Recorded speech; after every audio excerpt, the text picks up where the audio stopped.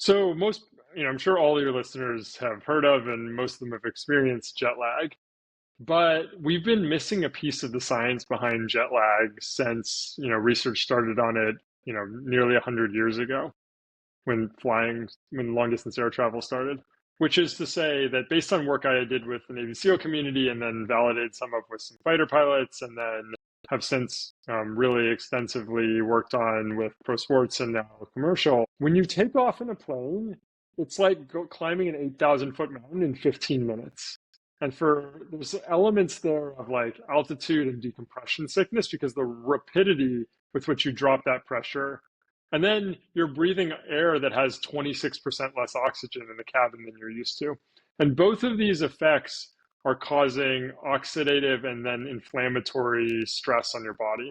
So basically, you're getting this inflammation from flying. And that explains why, people like their gut can be off after they fly. Some people get joint pain. I know my own personal version is I'll start coughing even though I'm not sick. And anyways, brain fog, all these things.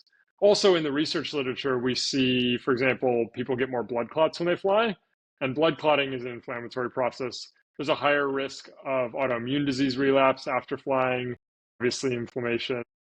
Anyways, there's a bunch of pieces of data, but based on this work with Navy SEALs, I was able to track this and then figure out that this was what was happening in planes. And so we have this inflammation, and that's going to mess with your body. And then if you don't sleep well, because of jet lag or circadian rhythms off, then you have two sources of inflammation because the first negative effect of not getting enough sleep is inflammation.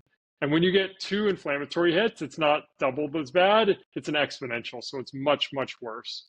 So all that to say that what we found is that inflammation is the missing piece of the jet lag puzzle. The circadian rhythm piece is super important, but the reason you can't reset your circadian rhythm quickly is the inflammation. And once we found how to manage that inflammation, we could then use all the circadian tools, supplements, light, meal timing, sleep timing, not giving you too much sleep, not giving you too little sleep. And suddenly, the first time I ever tried this, a client of mine I was coaching, and executives, a client of mine said, "Hey, we travel to Asia. There's a big business dinner the day we land. They want to negotiate at 7 a.m. the next morning. Jet lag's killing us." I said, "Great, I'll put you together a plan." I never thought about jet lag really specifically before, but I was like, "I'll put you together a plan. When are you leaving?" He's like, "Tuesday." It was Sunday. I was like, "Okay, thanks, David. I'll give you something tomorrow." Yeah. But I put together all these different sources of knowledge and insight, and I got an email from Seoul, Korea 2 days later or 3 days later saying, "I just slept 8 hours my first night. What did you do?" And kept refining it, and kept getting these messages from people that they flew to Singapore, they flew to London, they flew to Australia, and they felt great. And so over the years, refined this and then have now built this protocol that customizes the individual, but basically where we're managing the inflammation and the circadian piece. And if you do it all together, you can feel great flying anywhere. And then, of course, the next question is, wait, but you said I get inflammation from flying, so what about short flights? And so we actually are just now have launched a solution for short flights where the jet lag isn't such a problem. You don't need all the intensive circadian management.